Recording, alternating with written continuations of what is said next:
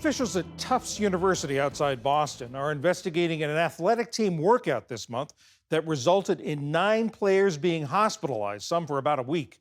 The incident has put a spotlight on a serious, somewhat rare, and potentially fatal muscle condition that can be brought on by overexertion. Ali Rogan The explains. condition is rhabdomyolysis, more commonly known as rhabdo. When muscles are overtaxed or damaged, they actually start to disintegrate. That releases toxic components of muscle fibers into the bloodstream and can cause kidney damage. Dr. Miho Tanaka is director of the Women's Sports Medicine Program at Mass General Brigham. Dr. Tanaka, thank you so much for being here. You treat many professional athletes. How common is this condition and who is most at risk? Well, this condition is actually quite rare. So, in sports medicine, we hope to not see this, but it absolutely, is a reminder that this can happen even in young, healthy individuals. And what are the signs if somebody is experiencing this? Yeah, so the typical signs that we think about with rhabdo are having extreme fatigue, having substantial muscle pain, so pain out of proportion to what you would expect after a workout, and lastly, having darkening of the urine. So anyone who has any of these three findings after a strenuous workout should consider having medical evaluation. Very strenuous workouts have become very popular in the United States. Has there been an increase of rhabdo cases as these types of activities have become more mainstream? Yeah, we have seen these cases reported, especially when they happen in large numbers, as they have in this case. So when we see teams involved, but we don't actually see the data when it comes to individuals where this occurs. But I think you're exactly right that with these types of strenuous activities and individuals who are just fully capable of pushing themselves beyond their normal limits, I'm sure that there are cases like this. But the actual numbers, I'm not really clear about in terms of whether the numbers are actually increasing.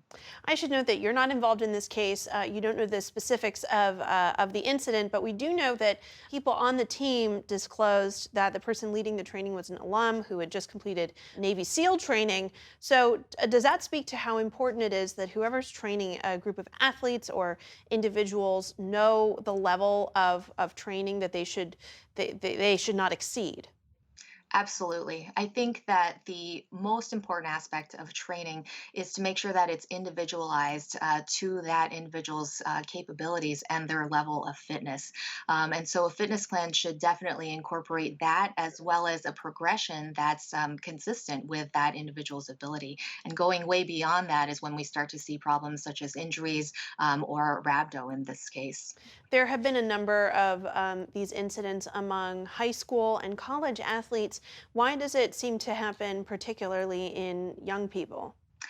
I think that there may be a lot of reasons that this can happen, but probably the number one reason that we typically see is overexertion.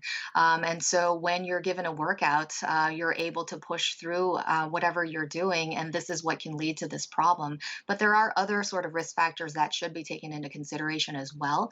The training environment, so whether it's very hot or very humid, or also internal conditions such as being dehydrated or substances such as caffeine, stimulants, other types of medications can place people at risk. But I think this sort of a general progression of activities and exercises without clear oversight can lead to overexertion of these young athletes. And when you're talking to athletes about not pushing themselves too far, what do you say to them? How do those conversations go? Well, I think that being aware of your limits is the most important thing. And when you're in a workout, it's very difficult to tell what is too much because most athletes, again, are able to push themselves through whatever they're given. And so this is why it's important to take into consideration what you did the week before and where you're trying to go. And working out harder doesn't necessarily get you there faster. And in general, we try to keep people within about 20% of what they did the week prior in terms of the amount that they're increasing to try to minimize the risk of injury and other medical problems. Dr. Miho Tanaka, director of the Women's Sports Medicine Program at Mass General Brigham, thank you so much for joining us. Thanks very much.